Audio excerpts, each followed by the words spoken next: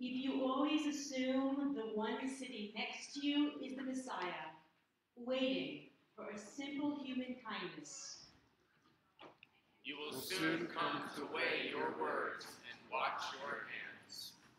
And if the Messiah chooses not to be revealed in your time, it will not matter. Welcome. Good Yom Kippur. My name is Rabbi Jamie Korngold, and it is indeed an honor to be together on this, the holiest night of the year. We welcome both those who are present in the room and those who are joining us over live stream. Please join me in singing Hine Matov, a beautiful psalm that reminds us of the joy of being together.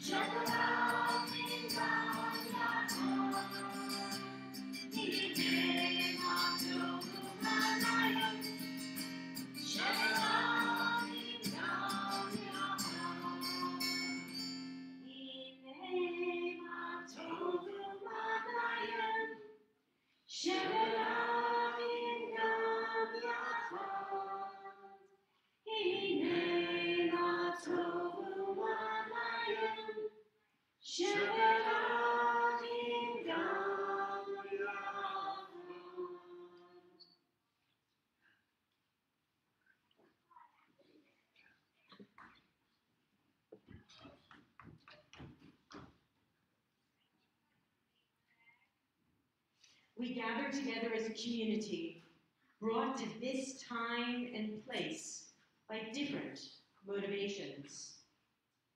Some of us are here to pray to God, to repent for our sins against God, and to ask forgiveness. Others of us are here because of our parents, our partners, children, friends asked us. Some of us are here because last year's Kol Nidre service was filled with meaning. Others of us are here because this is what Jews do on Yom Kippur. Some of us are here to assuage our fear and heal our hurt. Others of us are here to connect with family far away or family seated next to us. Some of us are here to repent for our sins, make the teshuvah, and begin a new way of being. Others of us came out of habit. Some of us came to reach out and connect with community. Others of us came to reach inside in search of sanctuary. Shalom Aleichem. Welcome. Whatever your reason, you are welcome here in our congregation. What does it mean to welcome someone? Truly, to welcome someone. Our community is nationally known for our ability to say Shalom Aleichem, welcome. The secret is simple. I say to you, as I do at every Adventure Rabbi event, that the best thing about the Adventure Rabbi program is the people you can meet. The most important thing that we do here is build community. And I say to you, in order to create community, everyone here is in charge of welcoming everyone else. There is no inner circle, no caring committee, no Shabbos greeters. We are all the inner circle. We all take responsibility for being the welcoming committee. And I take responsibility for creating a forum, a mechanism for you to launch meaningful conversations with people you may have just met. Conversations that enable us to go beyond the superficial. Those two things, welcome and sincere conversation, that is how we build genuine community. At Rosh Hashanah, on a Rosh Hashanah retreat this year, we used some well-known pieces of advice from Ben Franklin to help us set our personal agendas for change during this year. The ones that resonated the most with our group are now on the piece of paper that hopefully you picked up when you picked up your name tag. We are going to use these quotations as a mechanism for meeting like-minded people. So after I give you the instructions, when I say go, here's how it's going to work. First of all, if you're in your 20s and 30s and would like to meet other people in your 20s and 30s, you'll head out to the hall and find Elaine, who's holding this sign up right here, and your group will all be with Elaine. Everyone else, you'll take a look at that piece of paper and pick the quotation that offers you good advice for this new year. And then we're going to go across the hall into the gym, where I have hung 11 signs that have the numbers 1 through 11 corresponding to these quotations all around the room. So you'll find the number that corresponds to your quotation. And I'd like you to consider not going with the people you came with, so you can meet some new people, unless you really need to be with those people. If that's your comfort zone, you totally understand. Or, also, if you have kids under bar bat mitzvah age, then you should stay with. When you get to the spot of your number, the first thing to say is if you're the only one there, just pick another one. That happens some years. So you don't want to be by yourself. No fun. So subdivide, you have a big group, right? There's like 300 people here, and so we're going to divide into 11 groups. So subdivide further into like, I don't know, 5 or 6 people. If you have more than that, it's not going to work. And then go around, and if you want to sit down, you can find a place to sit down, and introduce yourself to the group, and elaborate on why that phrase is meaningful to you. So once I see that most people are settled, I'll set about 10 minutes of time, so you'll have about 10 minutes. And then, so make sure everyone gets a chance to speak. And then, I will start singing Oseh Shalom, and I will call everyone back, and we'll all come back here singing Oseh Shalom. If for some reason you're not comfortable participating in this activity, just invite you to sit quietly. And please don't use the time to socialize because it's disruptive to everybody else. Okay, so pick up your piece of paper. Pick the one you're going to do.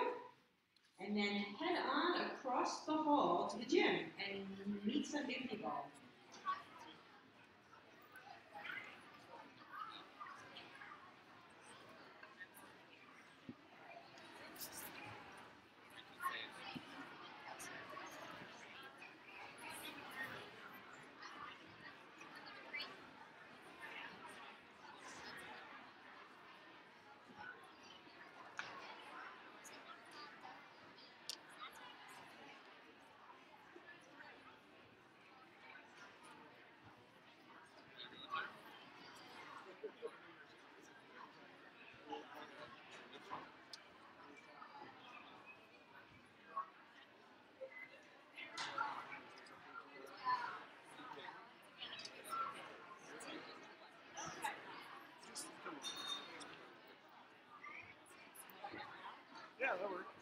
Oh, you're here. I'll move it closer. Do you have the list? I could read into the season. No, that's List alright. of the- Just say hi. Hi everyone, I'm so glad you could join us. We wish you could be here in person. There's two parts of our service that we won't be able to pick up on the streaming. This is the first part where everyone goes into the other room, and we really just like to create an opportunity for people to meet each other in meaningful ways. I really am confident that the most important part of Judaism that I can offer that's unique to people is a place where you really can sincerely connect with genuine people. And so stuff like this is at first a little awkward, but when people get into it, they really end up having people make amazing new friends and connections. And it's really, the room will feel differently when they come back in, having had conversations with people. The second piece that won't be streamed will be we go outside to chant Hallelujah. And we do that for a couple of reasons. One is that we are the Adventure Rabbi program, and we love doing stuff outside. We really feel that using the wilderness or just the outside as a spiritual springboard is a great way to enhance our Jewish experience. So many of us feel just more spiritually awake, I guess, in nature so easily. And it's sometimes hard to get there in places like this, And so we'll take Kol Nidre outside and we'll chant it outside, and it just makes it such an amazing experience. So some of the things that are also unique about that service is that you'll see I'll fill up our bar mitzvah class. We have 18 students in the class this year. We have a really strong class, really wonderful class. And I'll call them up, and they're going to pass one of our backpacking tours down the chain of them. And then we just got a new parchment Torah. Some of you probably have this acquire it. And Tommy Feldman, who's one of someone that's been in our community for many years, really wonderful mensch. He's going to come on up and he's going to hold the parchment Torah, and then the students are going to hold the backpacker. And then we'll all go outside. We'll be singing Avinu Malkeinu. And then I'll have everyone who wants to actually hold the Torah. They're going to make a circle, and we're going to unscroll one of the backpackers, and they'll all hold a piece of that Torah scroll standing in a circle, and then everyone else will stand around them because it'll be too big of a group to have one big circle. And then the other Torah, the parchment Torah, will also be held by Tommy in the middle. And then I'll chant Kol Nidre under the stars. And 1 year we had fox who ran right through the circle. It was really amazing. So the stars should be out. Sunset was at 7, so the stars should be out. It should be a beautiful evening. And then we'll do Kol Nidre, and then we'll be back in here for the duration. We won't be in here, so we're looking forward to sharing that with you. So thanks again for being here. We'd love to know how it went. If you want to shoot us an email after the holiday, and next year we hope you can join us. Good Yom Tov. Check out. Yeah.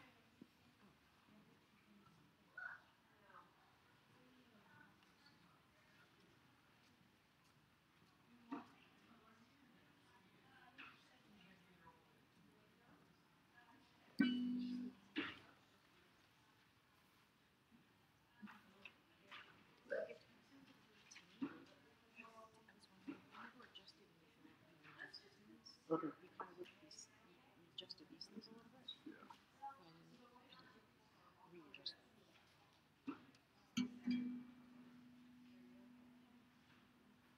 I don't think you adjusted those. I think you just did those two. Those two?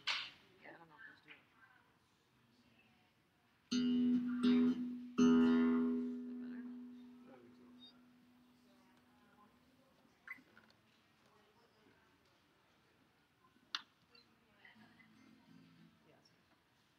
Yeah.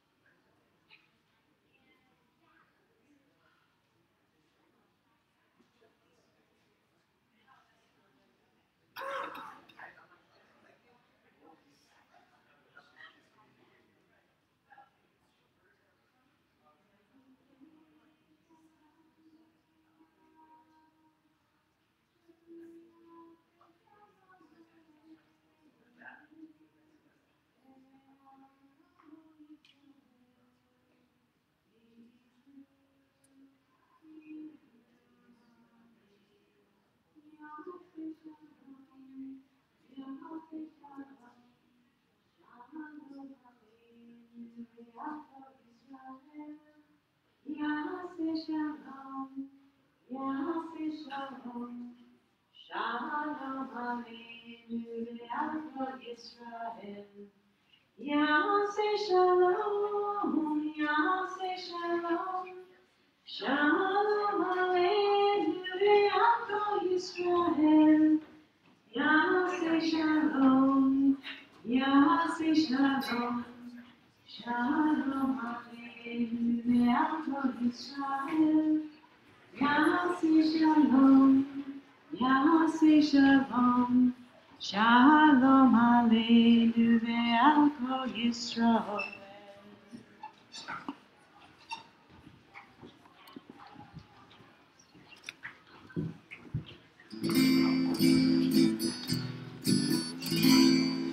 Oh, say Shalom in my mind. Yaseh Shalom Aleinu ve'al kol Yisrael. Amen. Yaseh Shalom, Yaseh Shalom, Shalom Aleinu ve'al Yisrael. Yaseh Shalom, Yaseh Shalom, Shalom Aleinu ve'al Yisrael. Yaseh Shalom, Yaseh Shalom, Shalom Aleinu ve'al Yisrael. Yaseh Shalom, Yaseh Shalom, Shalom Aleinu ve'al Yisrael. Yaseh Shalom, Yaseh Shalom, Shalom Aleinu ve'al Yisrael. Oh, say Shalom Yerushalayim. Yaseh Shalom Aleinu ve'al Yisrael. Amen. Yaseh Shalom, Yaseh Shalom, Shalom Aleinu ve'al Yisrael. Yaseh Shalom, Yaseh Shalom, Shalom Aleinu ve'al Yisrael. Yaseh Shalom, Yaseh Shalom, Shalom Aleinu ve'al Yisrael. Yaseh Shalom, Yaseh Shalom, Shalom Aleinu ve'al Yisrael. Yaseh Shalom, Yaseh Shalom, Shalom Aleinu ve'al Yisrael.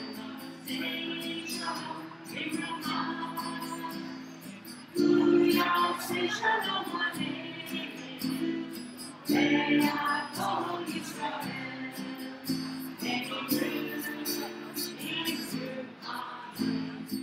Yaseh Shalom, Yaseh Shalom, Shalom Aleinu ve'al Yisrael.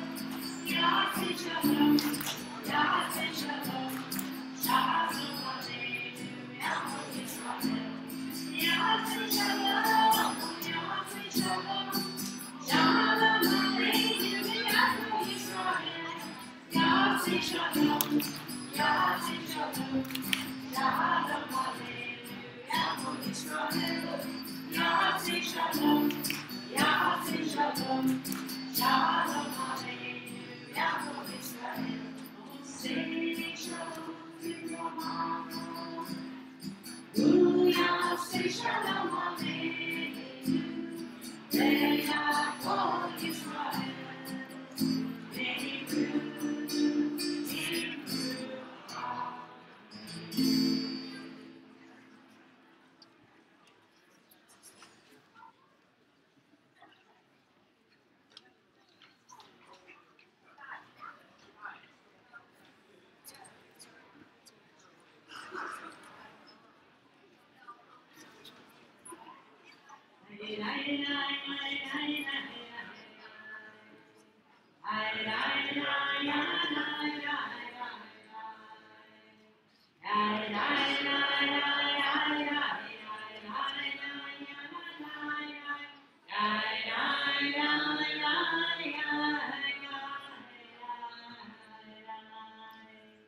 Together, may this holy time illuminate our lives and enable our souls to soar.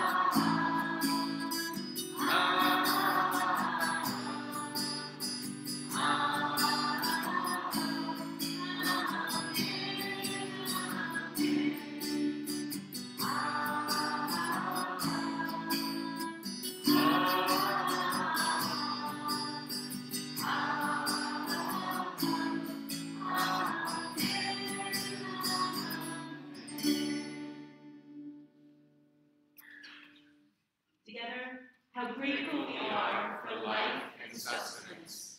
How grateful we are to have arrived at this exact moment.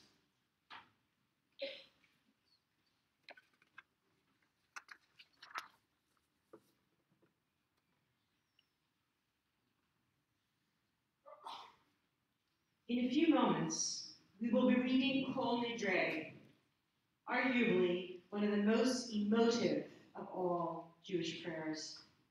Kol Nidre was written during the Spanish Inquisition, when Jews were given the choice of converting to Christianity or being killed.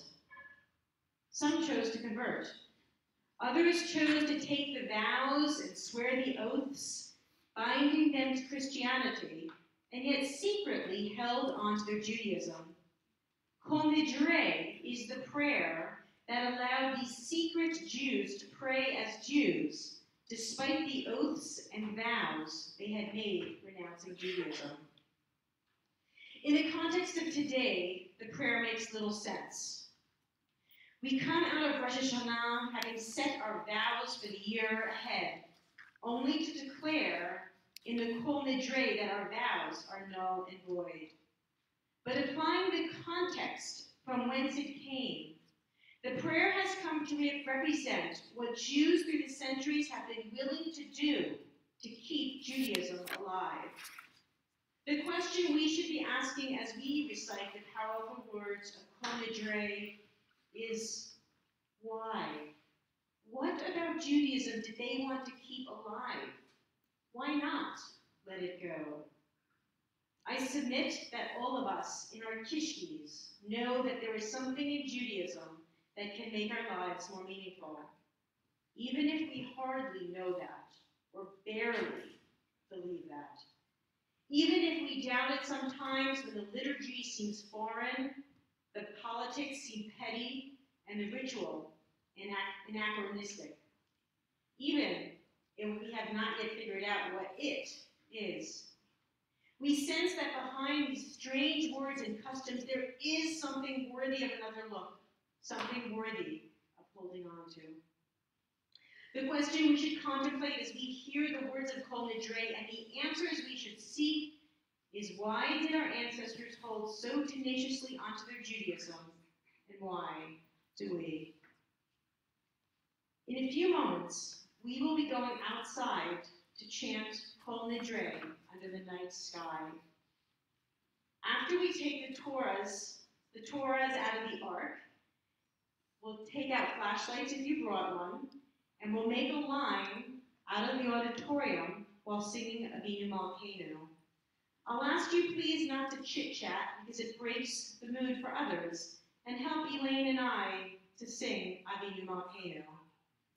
For those of you who wish to hold the unscrolled Torah, please make a tight circle shoulder to shoulder, and I will unscroll the Torah in that circle, and I'll ask you to hold the top and the bottom of the parchment, which will keep it safe from the wind.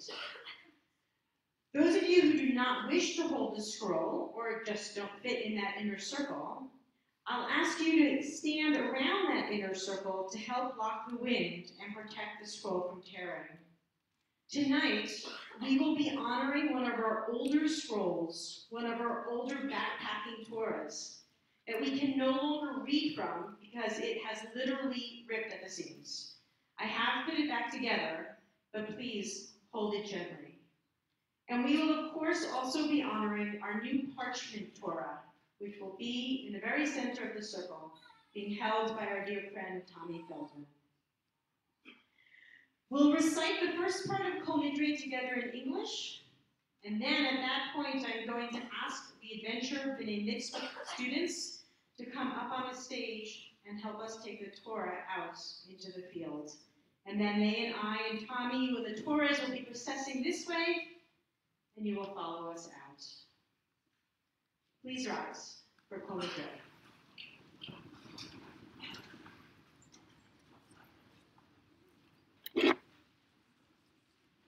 By authority of all who congregate above, and all who congregate on earth, and with the permission of the omnipresent one, and with the consent of this assembly, we accept into our midst whoever seeks to pray. Whether righteous or unrighteous, all shall pray as one community. All solemn vows, all promises of abstinence and formulas of prohibition and declarations of austerity, and oaths which bear a name of God and pledges to ourselves assumed on penalty. Whatever we might have sworn and forgotten, whatever earnest, well-intentioned vows we might have taken up but not upheld, whatever punishment or harm we might unwittingly have called down on ourselves, from the last day of atonement to this day of atonement, may the day come upon us for the good. From all of them we now request release. Let their burden be dissolved and lifted off, and canceled and made null and void, bearing no force and no reality. These vows shall not be binding vows. Those prohibitions not be binding prohibitions. Those oaths shall not be binding oaths. It's my pleasure to invite Tommy Feldman to come stand by the ark, flanked by all the students in this year's Adventure B'nai Mitzvah class.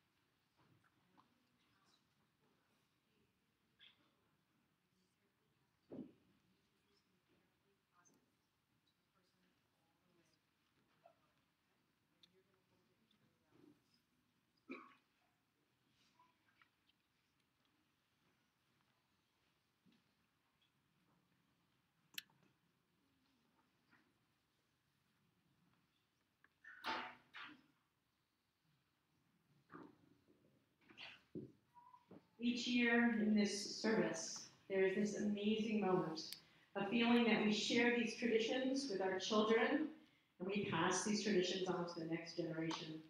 For me, one of the most powerful moments is sharing with them the Torah, and having them pass it from one to the other, and then carry it out for us.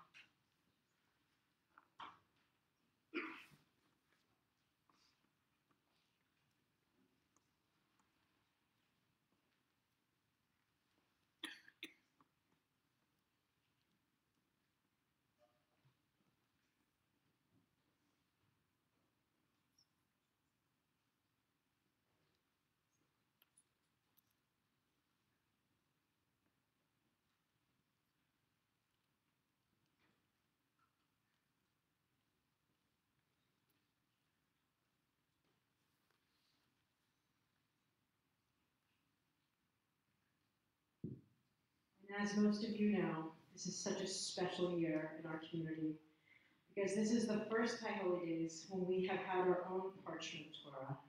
We're so grateful to have this scroll as part of our community.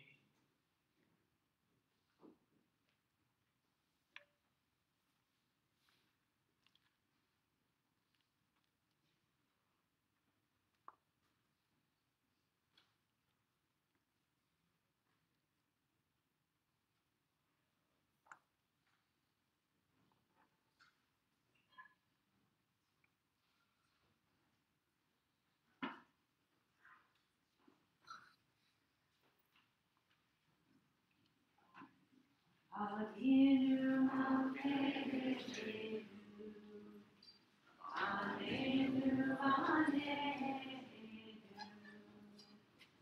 Avinu malkeinu,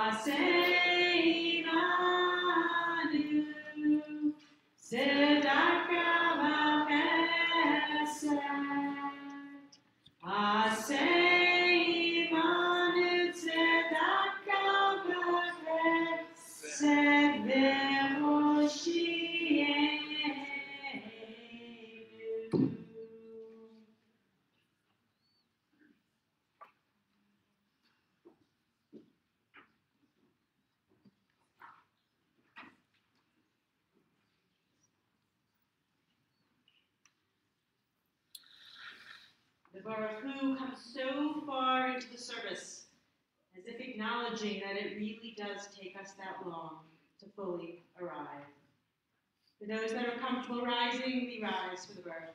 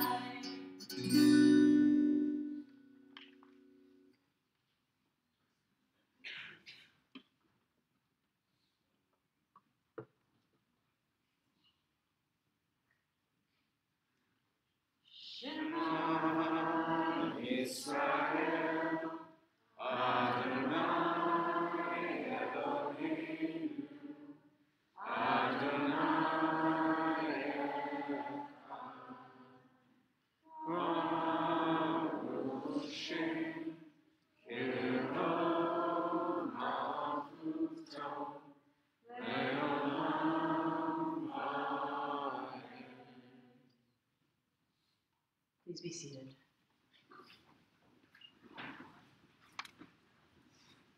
We continue antiphonally with the men. Please begin. When men were children, they thought of God as a father. When men were slaves, they thought of God as a master. When men were subjects, they thought of God as a king. But I am a woman, not a slave, not a subject, not a child who longs for God as father or mother. I might imagine God as a teacher or friend, but those images, like king, master, father, or mother, are too small for me now. God is the force of motion, light in the universe. God is the strength of life on our planet. God is the power moving us to do good. God is the source of love springing up in us. As we sing the opening to the Amidah, please rise when you feel ready.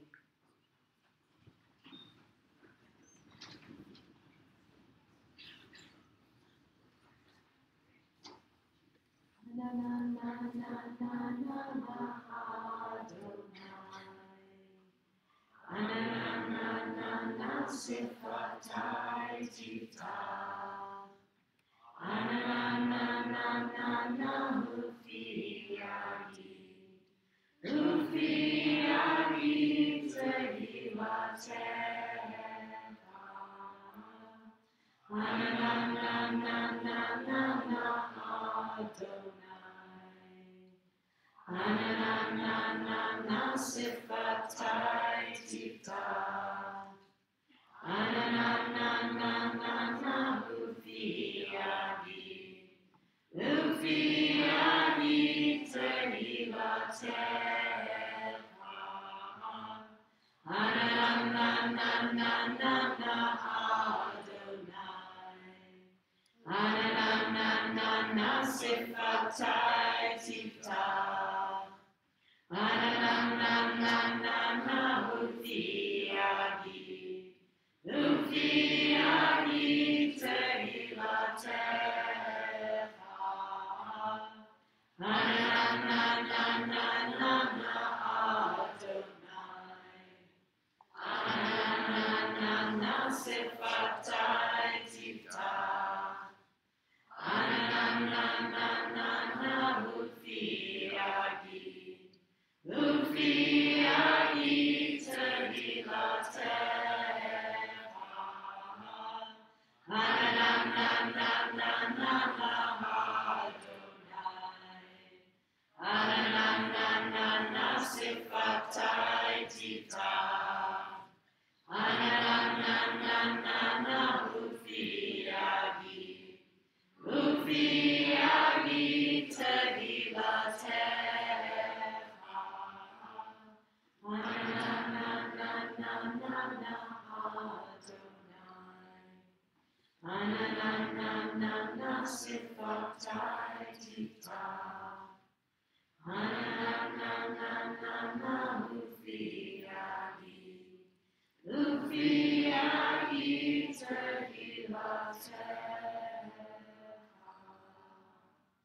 Baruch atah Adonai, Eloheinu, Elohei Avotenu v'Imotenu, Elohei Abraham, Elohei Yitzhak, Elohei Yaakov, Elohei Sarah, Elohei Rivka, Elohei Leah, Elohei Rachel, Ha'el Ha'adol Ha'gibor Ha'nora, El Elyon, Gomel Chasadim Tovim, V'Konei Hakol, V'Zocher Hasei Avot V'Imachot, V'Geulah Livnei Bneihem, Le'an Shemo V'Ahava.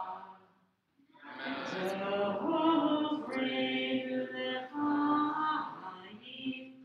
Melech HaAretz B'Chaim, V'katvenu b'Sefer Chaim, Le'mancha Elohim Chaim, Melech Ozer Mashiach Magid, Baruch atah Adonai, Agei Abraham v'Ezrat Sarah.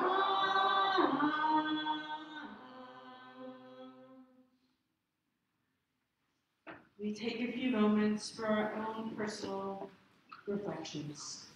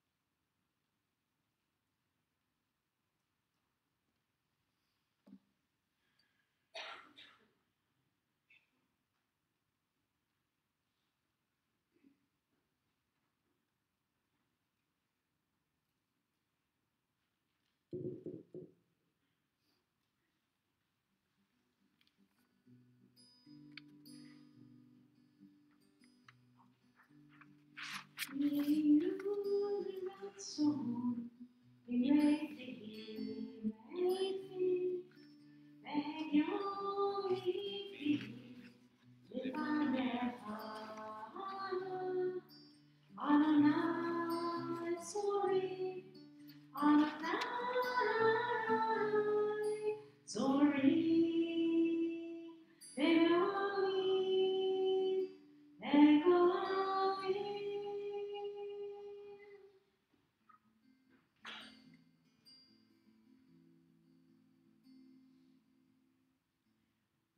Say shalom Bimbrahma. Say shalom Aleinu. Ve'avo Yisrael. Imru, Amen. Yaseh shalom. Yaseh shalom. Shalom Aleinu. Ve'avo Yisrael. Yaseh shalom. Yaseh shalom. Shalom Aleinu. Ve'avo Yisrael. Yaseh shalom. Yaseh shalom. Shalom Aleinu. Ve'avo Yisrael. Yaseh shalom. Yaseh shalom. Shalom Aleinu. Ve'avo Yisrael. Yaseh shalom. Yaseh shalom. Shalom Aleinu. Ve'avo Yisrael. Peace, peace. May it come speedily. May it come in our day. And we say, Amen.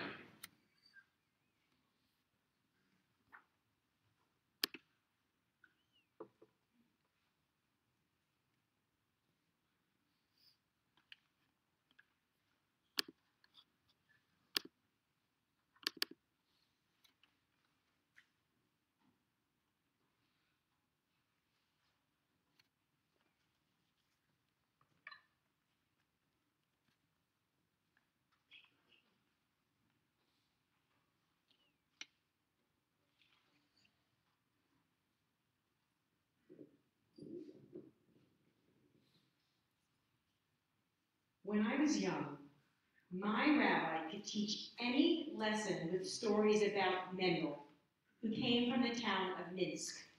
If he wanted you to really understand the consequences of not doing your Hebrew school homework, there was a Mendel of Minsk story for that.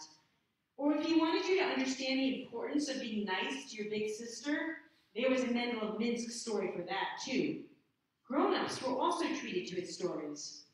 I don't remember my rabbi ever outright correcting a person's behavior, but if he wanted to call you out on something, not donating generously to the synagogue, not treating your spouse with respect, everything had a Mendel of Minsk story.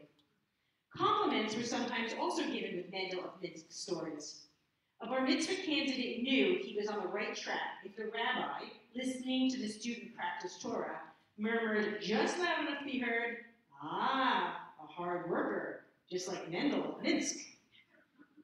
That is why, one Shabbat morning, I was not the least bit surprised when he began his sermon.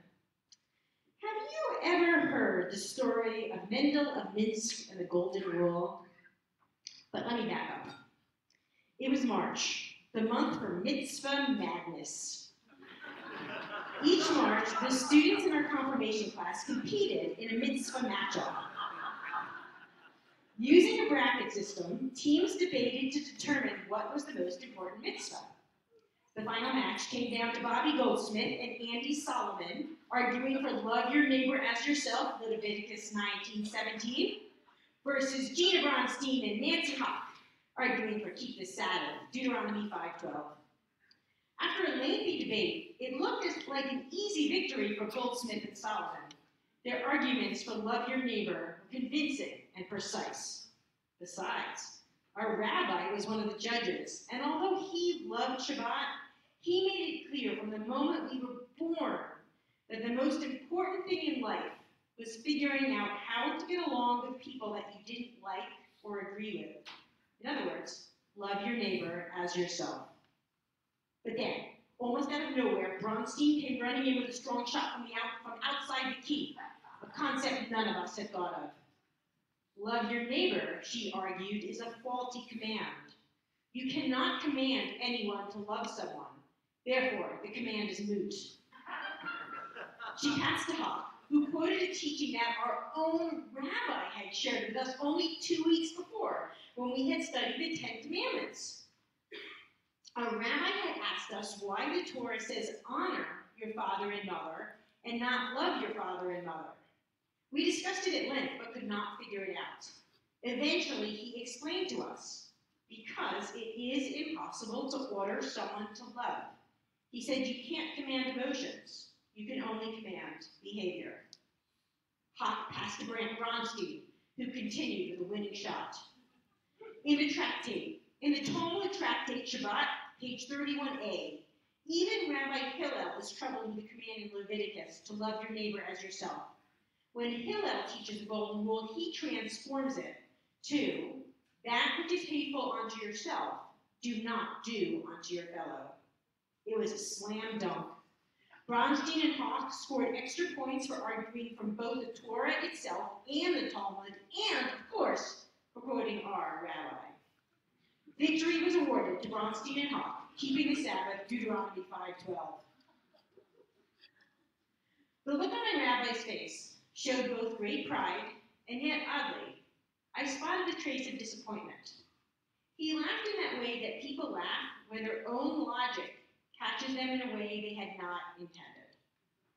And so, there we were at Shabbat services not a few weeks later when he began. Have you ever heard the story of Mendel of Minsk and the Golden Rule? Such a Jew! You have never seen him in his town? When fathers taught their sons what it meant to be a good Jew, they would point to Mendel and say, my son, God grant that you be like Mendel. Oy, such a Jew. What did Mendel do that was so extraordinary, he went on? Was he the most learned man in town? The one to whom people turned for learning and judgment? No, that was Rabbi Ada. May he be blessed. Was he a rich man? Did he give so many kopecks to the poor that they could clothe their kinder? No, that was Chaim. May he be blessed. Mendel, he was Mendel. He followed the word of the Holy One, blessed be he, and never wavered to the right or the left.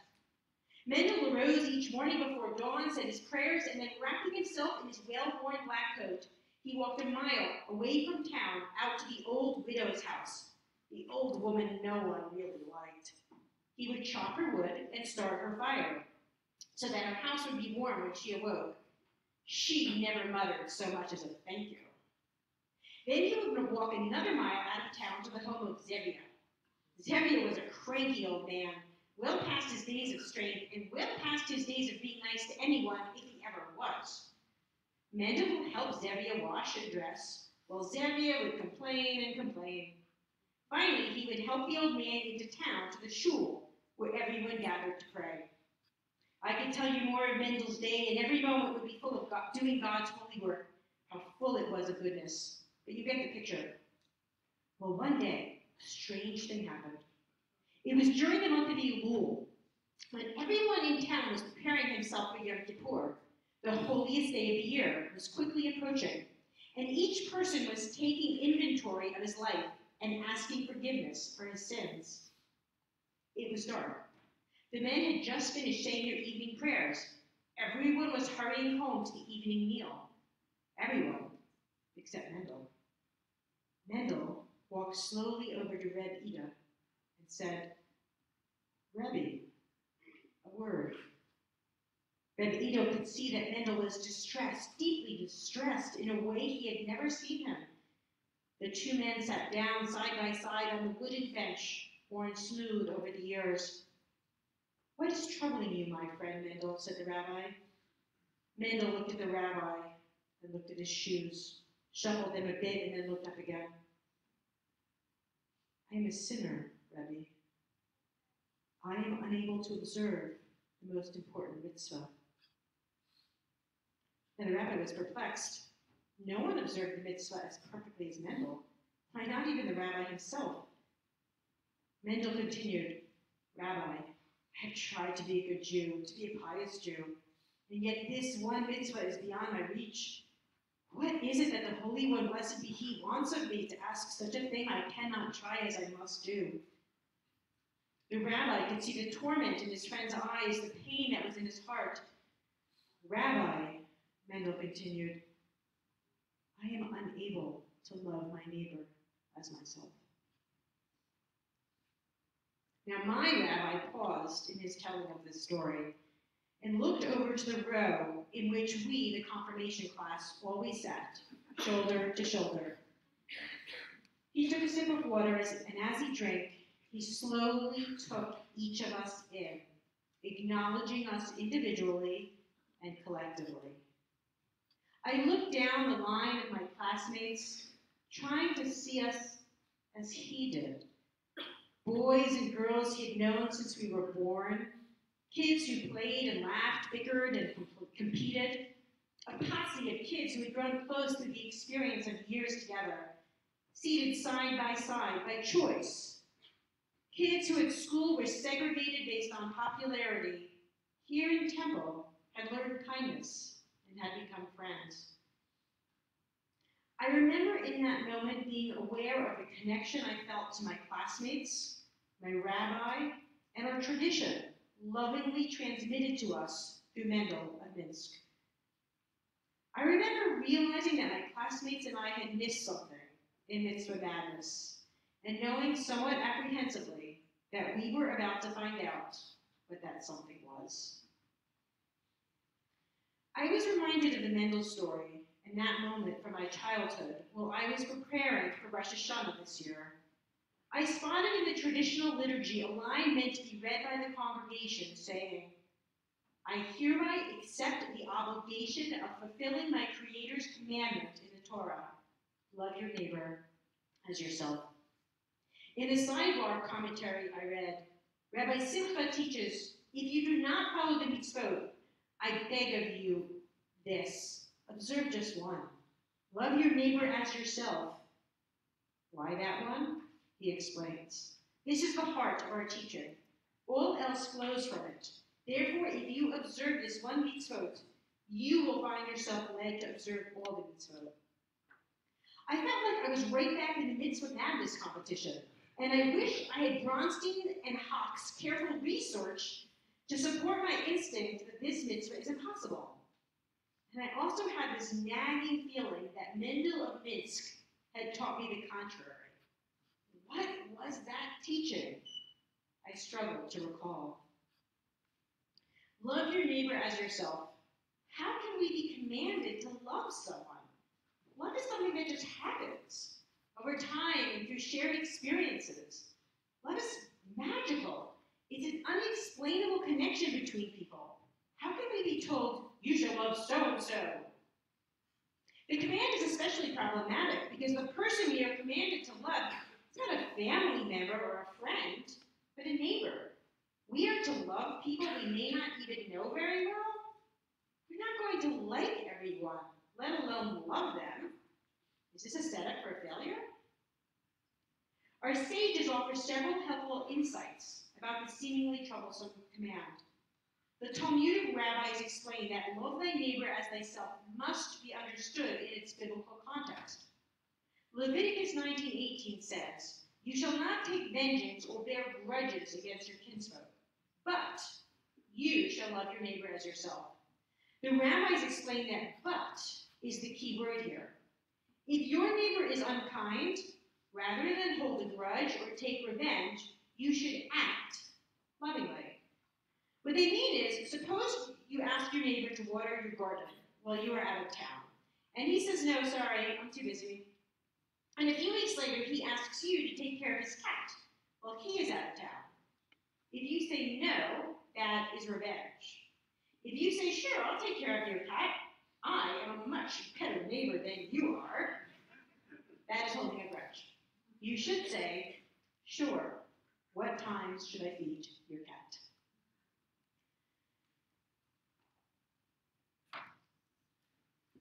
The rabbis teach us to read the verse as if it talks about action, not feelings. It is not commanding us to feel something that we do not. Rather, we are commanded to act in a loving manner to all people, regardless of how we feel about them. You don't have to love your neighbor, you simply have to feed his cat. Judaism teaches that our actions change our character. So even if we dislike someone, if we act lovingly towards them, we might learn to like them. The Talmud illustrates this with the following example. Suppose you are walking down the road with two of your neighbors, one who you love and one who you hate. Both of them are leading animals who are struggling beneath their loads. Okay, let's update the scene. Two of your neighbors are walking out of King Soopers. Clearly, they were each just going to pick up a couple of things because they didn't bring their canvas bags. You won't catch them with those plastic ones. And now their arms are precariously loaded with groceries that are about to topple and crash onto the ground. You really dislike one of your neighbors. He has an annoying dog that barks all the time, and he makes snide remarks when your grass gets just a tiny bit too high.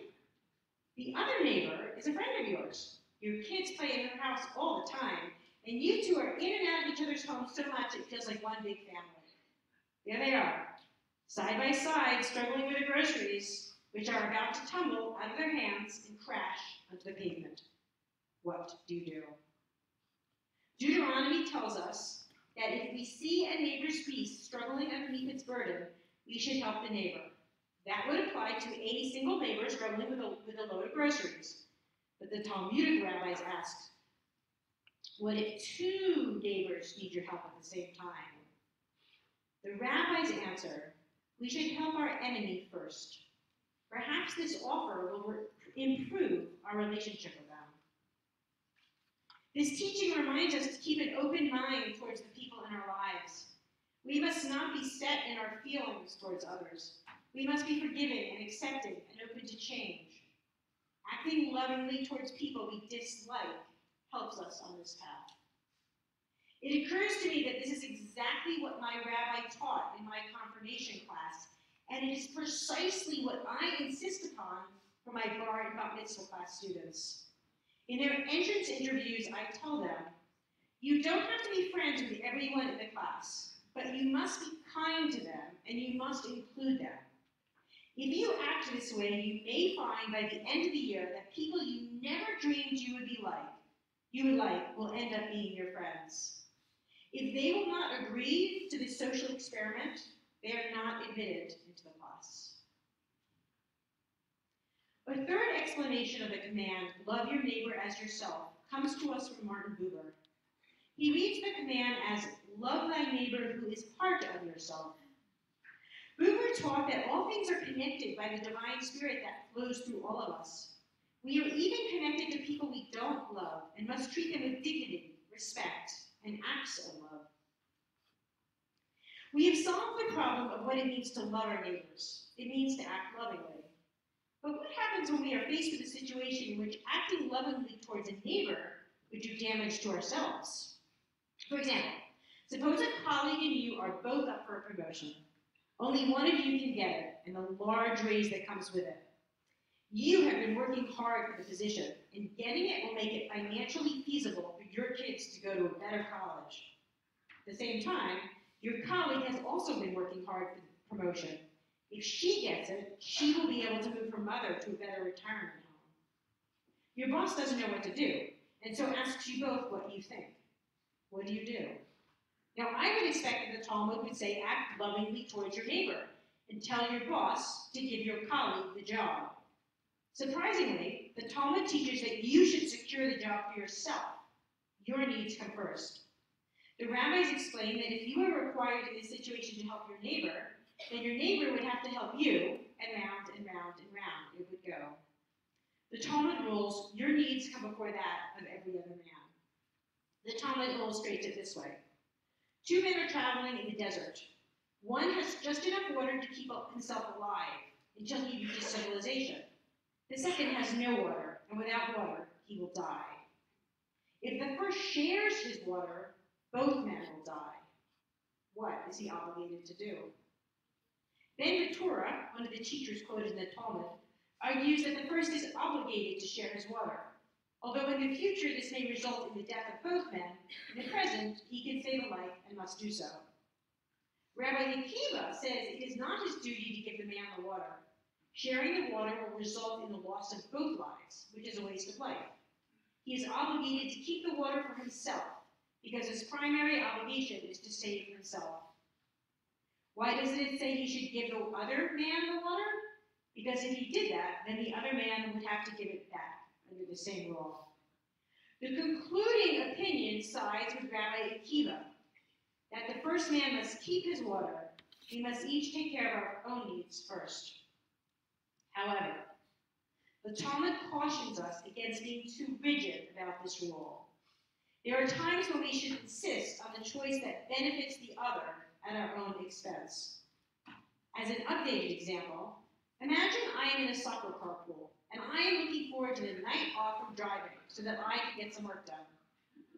The mom with whom we carpool calls and says, "Can you please take the kids to practice tonight? I really need some time."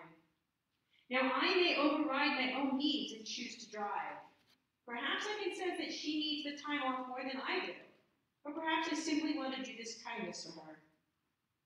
Clearly, loving our neighbors as ourselves through acting lovingly is challenging. How do we decide when to act in their interest and when to act in our own? These are questions that only careful consideration and conscious thought can help us answer. In the year ahead, may we strive to have the wisdom and the moral fortitude to face these difficult questions lovingly. How does one love thy neighbor as thyself? This is how my rabbi explained it to my friends and I so many years ago. Reb Ada saw the pain in Mendel's eyes. But Mendel, he reassured, you, better than most, have already figured out how to fulfill this difficult mitzvah.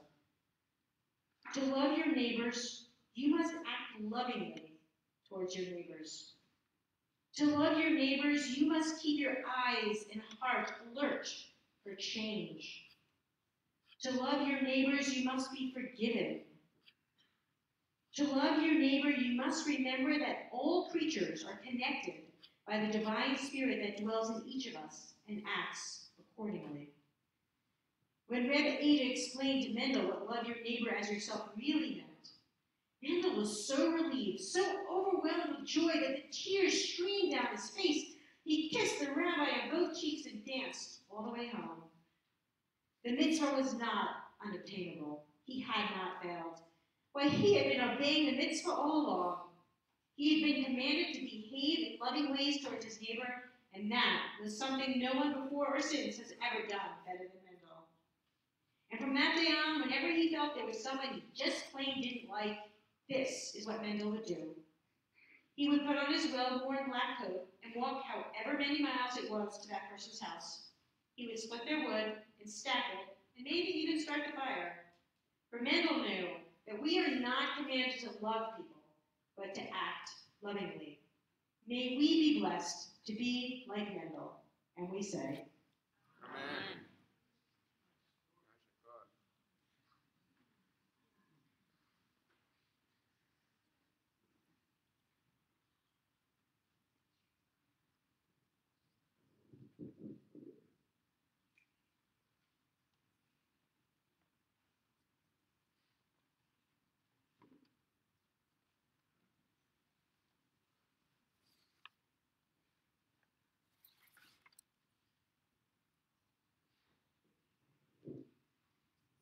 we rise for the Vidui.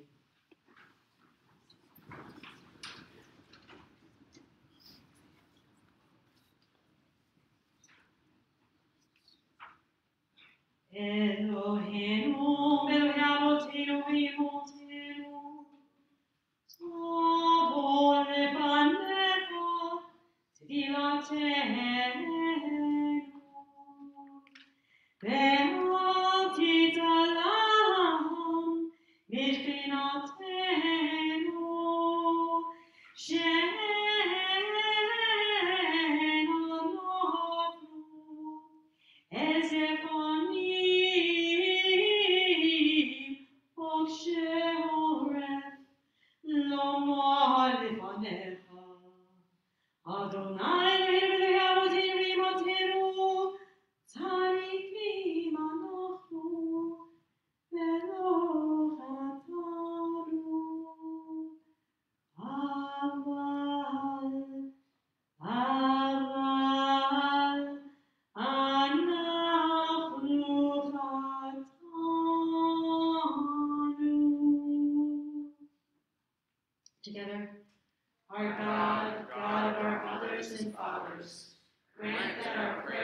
they reach you. Do not be deaf to our pleas, for we are not so arrogant and stiff-necked as to say before you, Lord our God, God of all ages, we are perfect and have not sinned. Rather do we confess, we have gone astray, we have sinned, we have transgressed.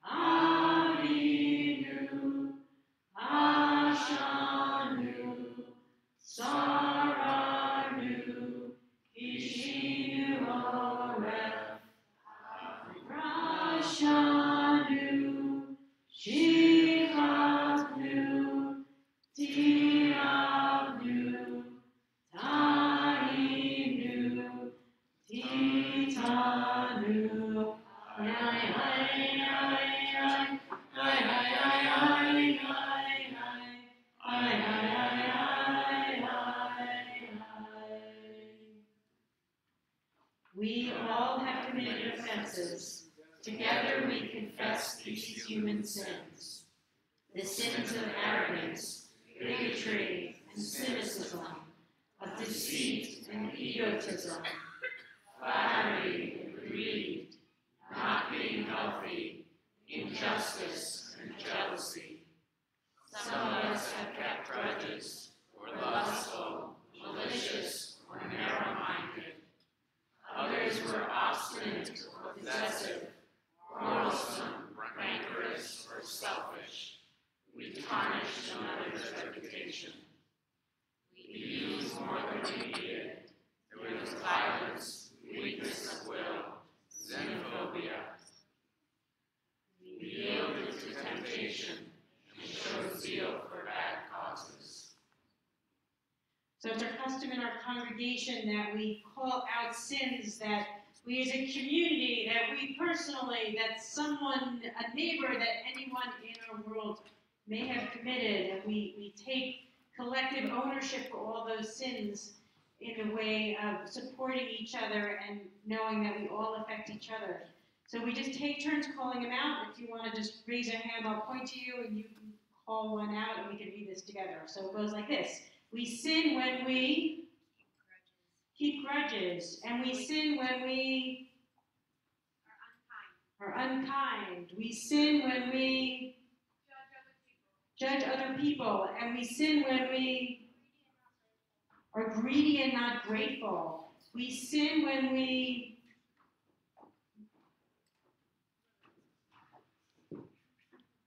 sin when we are not patient, and we sin when we Do not speak up for others. do not speak up for others. We sin when we refuse to learn. And we sin when we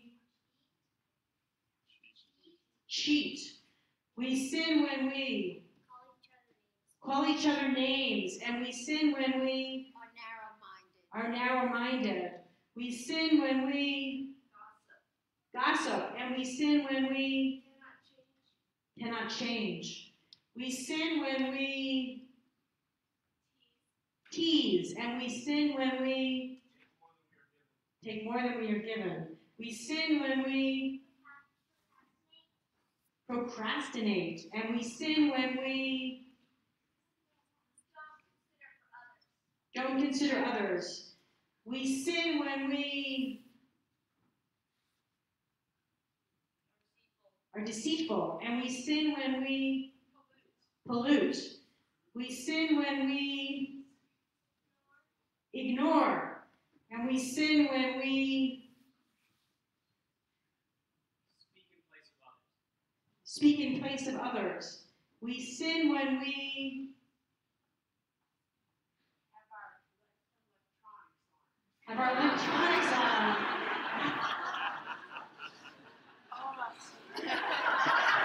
All right, everyone. And we sin when we spread rumors. We sin when we don't act lovingly. And we sin when we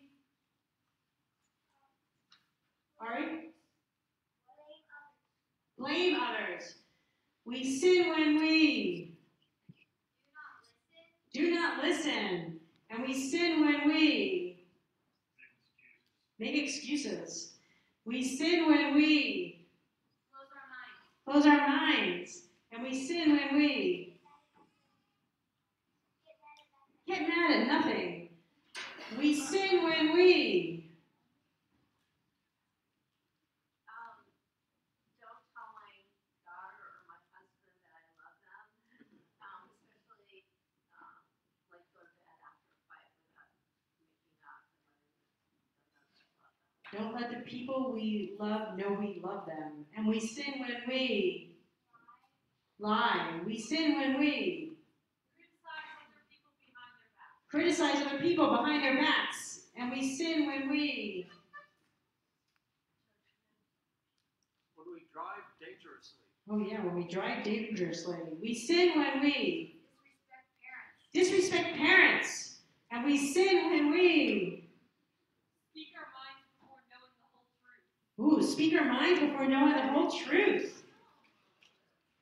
We sin when we disrespect children. And we sin when we yell at each other. We sin when we don't listen. Last one. And we sin when we Don't take care of the environment. don't take care of the environment. And tomorrow on our retreat, we talk about all the things we also do correctly. V'yam kulam Elohai slichot Selach lanu mechalanu Selach lanu mechalanu Ka'aper lanu V'yam kulam Elohai slichot Selach lanu mechalanu Selach lanu mechalanu Ka'aper lanu. For all these sins, forgive us, pardon us, grant us atonement. Please be seated.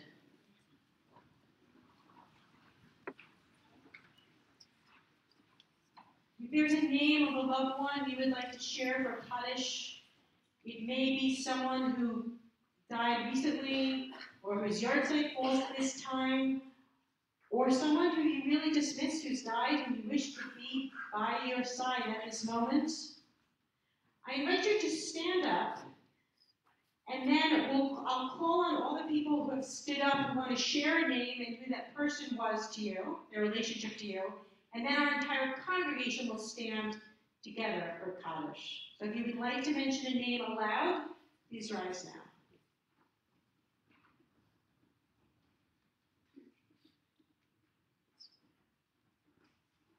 Jonathan.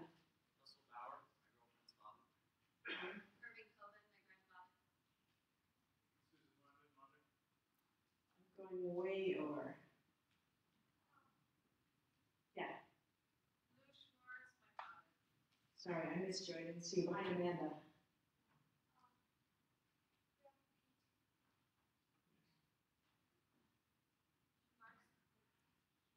I'm going to Wendy.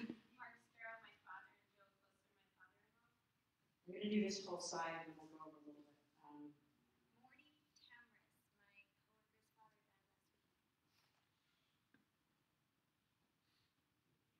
Evelyn and Charles Maiden, both of my parents. My grandfather, Theodore Cooper, whose yard site is at this time of year. Bert Knapp, my father, whose yard site is. Michael and Bob, my dad. Michael Wagner, my father. Steve Goldstein from Atlanta, JJ? And behind you? And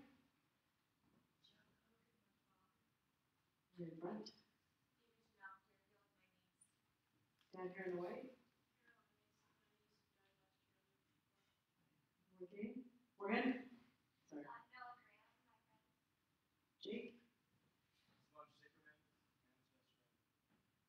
Ron?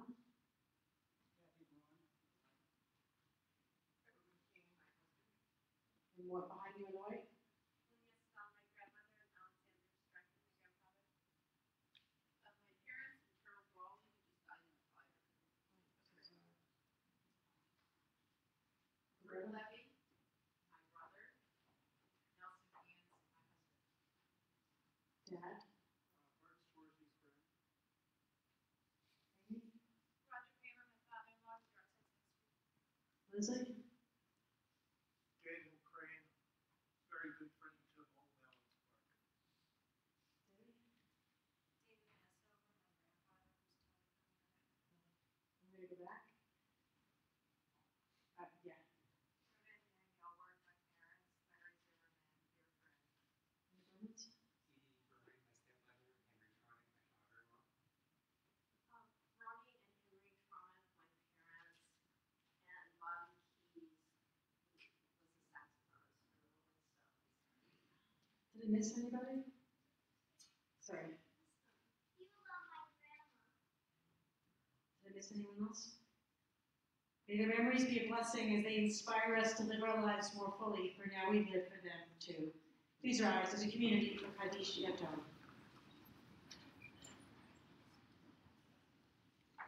Yitgadal v'yikadash Shemei Rabbah, La'alma tibrach yimutei, v'yamlit malchutei, v'chayachon v'yomechon v'chayei tekol Beit Yisrael, v'adalav v'zman karev v'yivru amen. Yehi Shmei Rabbah Mevarach Le'olam Olei Amaya, Yitbarach v'yishtabach v'yitba'ar v'yitraman v'yitnaseh, V'yitmadar v'yitoreh v'yitalal shmei kedusha barichu. Le'ela min kol birchata v'shirata, tushbechata v'nechemata, da'amiram v'yaman v'yivru amen. Yehi shlama rabba min shemaya, v'chaim aleinu v'al kol Yisrael, v'yivru amen. Osei shalom b'marav, hu ya'aseh shalom. Alleluia, Kol Yisrael, v'yimru amen.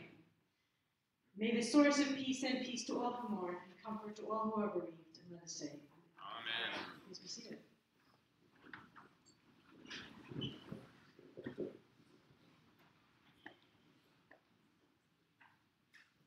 So, a few announcements before our closing song. We have an amazing teens program. Raise your hand if you're in our teens program. We have a bunch of teens here. Yeah, look at them all back there. See, just like my confirmation class, so they are. So we have this amazing teens program. They're with Elaine Barrenblatt. Hi, Elaine. They do really fun things every month. They're calling it E-Lichas. So if you've got a teen that wants, it's like the Adventure Mini Mitzvah class, but without the work. It's just the fun stuff. So great community. Chat with Elaine if you want to be part of that. We also have an amazing program for 20s and 30s, people in their 20s, 30s, that's similar to the teens program in that they do really fun stuff. And that's also going to be Elaine. And next up for them is with Elaine, and they have a great Facebook page that has all their stuff on it. So chat with Elaine. They do really, really fun stuff. It's a really nice community of people. Our next big event, well, after tomorrow, is Passover in Moab. It's a weekend. It's going to be so much fun. If you've never come, you really should join us. It's just so amazing. And if you're between the ages of 21 to 30, we have a few families in our congregation that will help pay your way because they really like to get rid of any stumbling blocks stopping you to come. So we hope you will join us. All join us in Moab. Early bird pricing till December 31st, $99. I mean, come on, you can't beat that. So this is Ori. She's getting our sukkah all ready, starting tomorrow after Yom Kippur. The first thing you're supposed to do is start building your sukkah. So there she is, getting ready. We have a Sukkot party at our house for members coming up. We hope all our members will come. And on that note, if you're now like, oh, how come I don't get to go? I really want to go. We want you to go. We want you to become a member of our congregation. So we're going to give you two great incentives to do that. First, let me explain how it works. Our membership year runs from January 1st to December 31st. And any part, there's the prices, and any part you don't use is tax deductible. So it's good for you, and it's really great for us. And if you would like to be a member of our congregation, which we would so love, if you were to sign up tonight, we'll offer you two things. One is we'll invite you to our sukkah party, even though you won't officially be a member until 2016. And I will give you a copy of my brand new book. Upside down. Upside down. So if you'd like to become a member of our congregation, there's a little list up here at Jeff's table. You can just sign it, and I will promise to follow up with you. We have an amazing religious school. We have about 100 kids in it. Meets once per month. It's not much room left in it, but it's something you are interested in. Definitely check it out for years to come because it's really amazing, amazing program. We are returning to copper this year. We're up there on Saturdays once a month. We have about a 15-minute service. It's shorter if it's a snow day, if it's a powder day. Once we just sang the Shema and we couldn't ski it.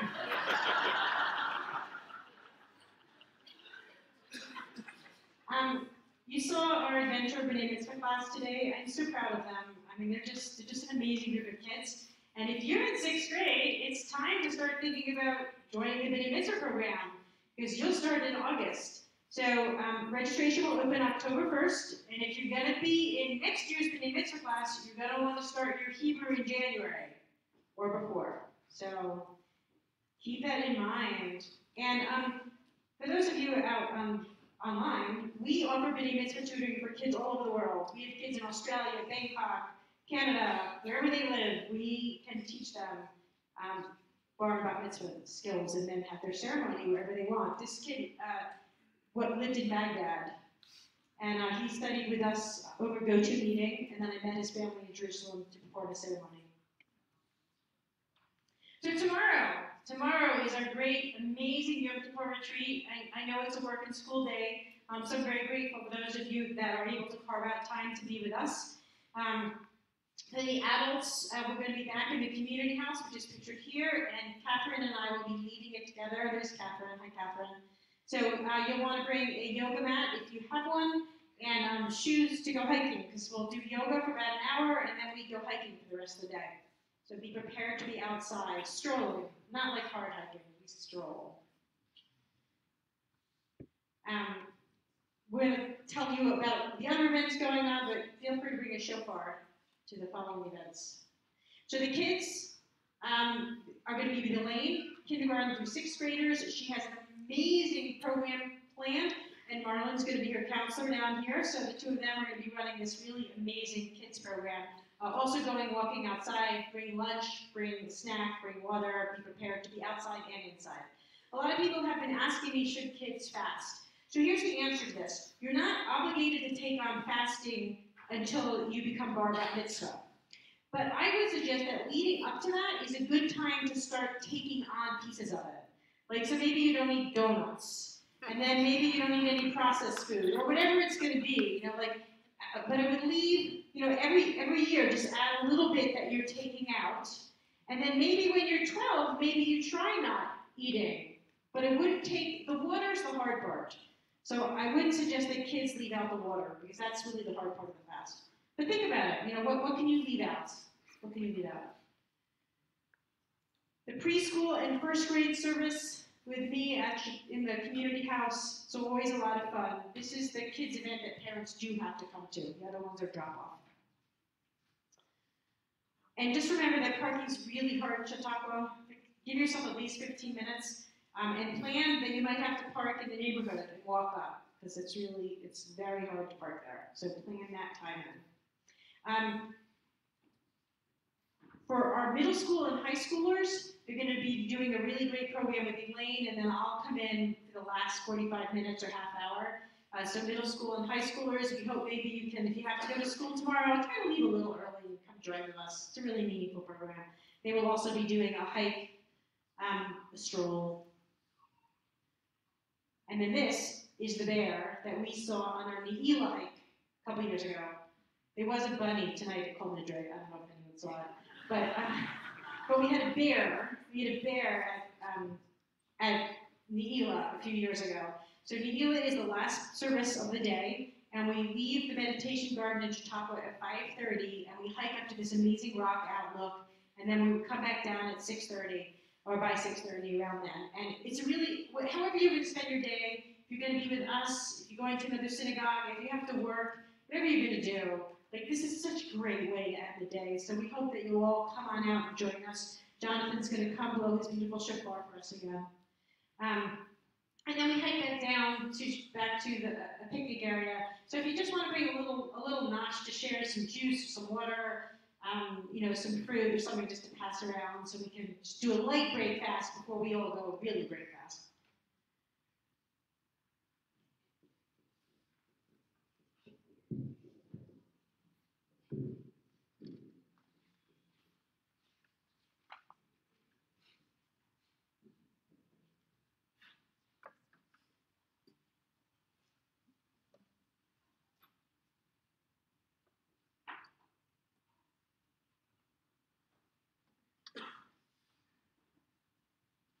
We end as we began. The words are the same. Are you?